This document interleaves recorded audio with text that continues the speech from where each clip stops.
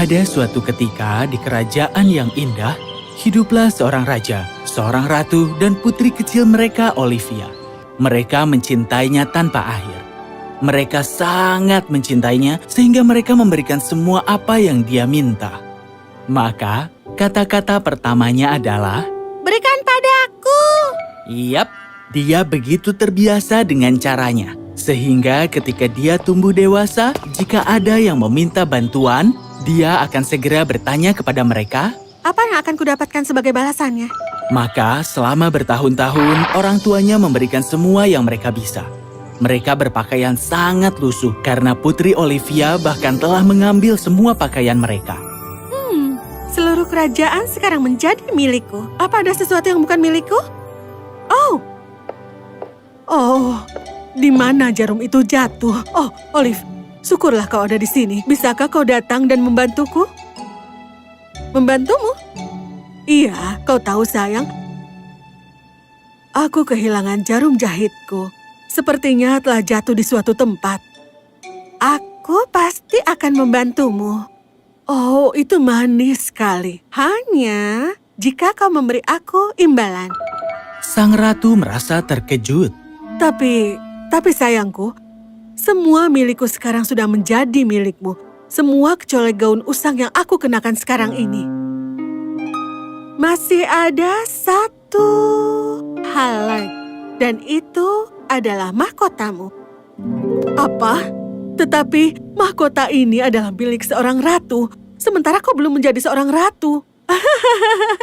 Kata-kata yang kau katakan itu lucu sekali, dan kau bahkan tidak berpakaian seperti seorang ratu, dan kau tidak memiliki apapun.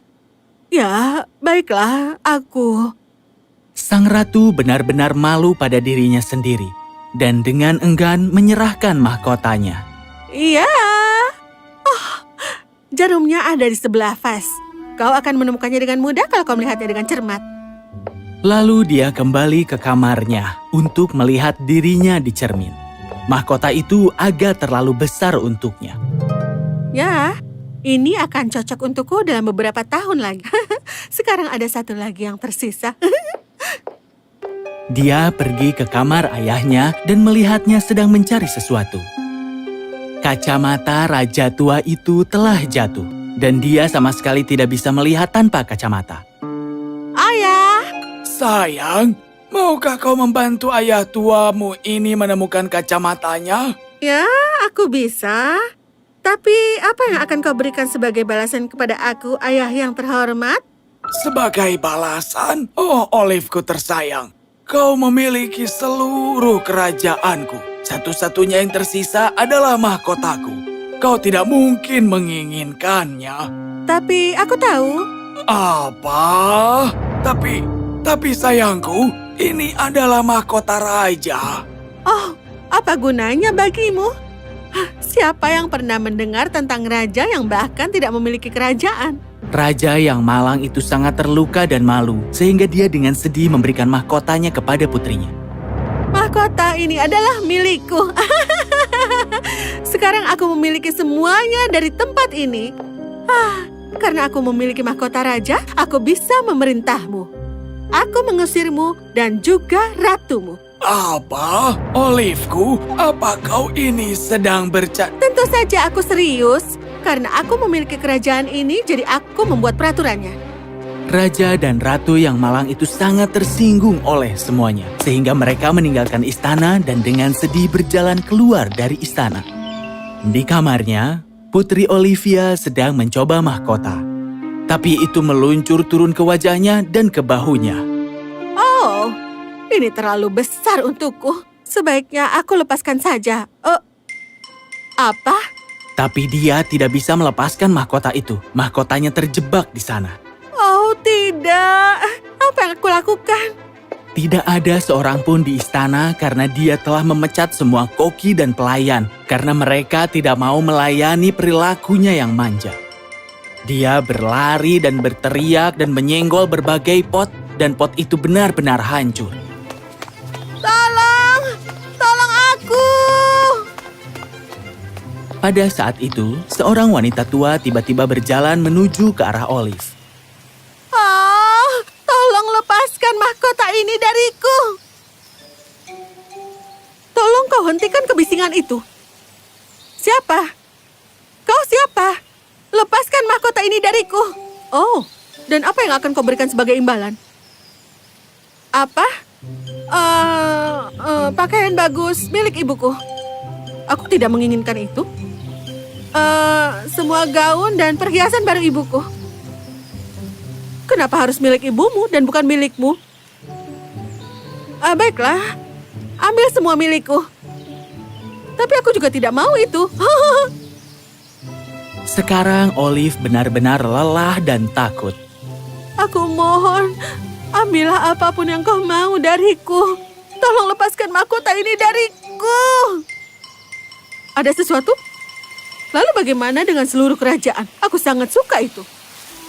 Apa? Tapi aku tidak punya apa-apa lagi. Oh, sungguh menyedihkan. Sama seperti bagaimana kau menyakiti orang tuamu. Mendengar ini, Olive merasakan sedikit rasa sakit di hatinya. Bagaimana kalau aku tidak setuju? Aku tidak akan membantumu. Kau bisa berkeliaran selamanya dengan mahkota itu di kepalamu. Kau tidak bisa melihat, makan, atau bahkan tidur nyenyak. Kau juga tidak akan bisa... Berhenti! Aku mohon hentikan. Tolong jangan katakan itu lagi. Ambillah kerajaanku dan segalanya. Asalkan mahkota ini bisa lepas dari kepalaku. Peri itu tersenyum dan dengan sihirnya, mahkota itu menghilang. Oh, terima kasih. Maukah kau membantuku lagi? Olive bertanya kepada peri apakah dia bisa membantunya bertemu orang tuanya. Itu adalah bantuan yang besar. Kau tahu itu? Dan itu tidak murah. Tetapi Olive menyadari kesalahannya, dan sekarang dia merindukan orang tuanya. Dia siap menyetujui apapun yang diinginkan peri itu. Peri secara ajaib membawa mereka berdua pergi ke kediamannya. Inilah tempat tinggalku. Panggil aku kuno, tapi aku tidak menggunakan sihir untuk melakukan tugasku. Tapi sekarang kau di sini, kau bisa membantuku. Dan itulah yang dilakukan Putri Olivia. Setiap hari dia memasak dan membersihkan rumah peri tua. Putri Olivia menjadi sangat baik dalam pekerjaannya dan segera berubah menjadi sangat perhatian dan juga manis. Olive, apa yang kau lakukan di sini? Oh, tidak. Aku tidak bermalas-malasan. Aku hanya sedang merajut sweater ini untuk ayahku. Dan yang itu untuk ibumu? Iya, benar. Peri itu tersenyum hangat ketika dia melihat bahwa Olive akhirnya berubah. Aku kira sudah saatnya kau mendatangi mereka. Kau akan menemukan mereka tinggal di sebuah pondok tua agak jauh dari sini. Cukup ikuti jejak lumpur dan kau akan sampai. Olive sangat gembira tetapi bingung dengan jalan yang berlumpur. Dia mengumpulkan barangnya dan bergegas keluar. Aneh sekali. Jalan lain apa yang aku harus ikuti selain jalan lumpur? Dia berjalan cukup lama sampai dia bertemu dengan persimpangan. Jalan lainnya terbuat dari perak dan rubi. Dan lebih jauh di jalan itu, dia bisa melihat pohon-pohon emas. Oh, ini indah sekali. Tapi tidak ada yang bisa dibandingkan dengan cinta orang tuaku untukku. Itu pun kalau mereka masih mencintaiku sekarang. Dia mengikuti jalan lumpur dan segera tiba di pondok kecil yang kumuh. Dia melihatnya dan merasa tidak enak. Ketika dia masuk, dia merasa lebih buruk. Oh, bagaimana aku bisa melakukan ini pada orang tuaku? Aku harus menebus kesalahan ini dengan cepat. Maka dia memasak makanan hangat yang enak untuk mereka saat mereka kembali. Dia telah belajar dengan baik dari peri. Dan ketika dia selesai mempersiapkan segalanya, dia mendengar pintu terbuka. Tepat pada waktunya. Dan ketika orang tuanya memasuki ruangan, mereka menatapnya dengan sangat tidak percaya. Ibu, ayah, aku minta maaf. Tolong jangan membenci aku. Melihat dia menangis, mereka bergegas menghampirinya. Oh ya ampun, tidak apa-apa. Kami mencintaimu apapun yang terjadi.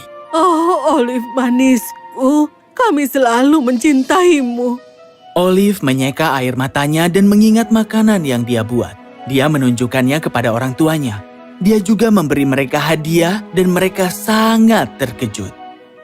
Ketika mereka duduk makan, dia memberitahu mereka tentang mahkota dan penyihir.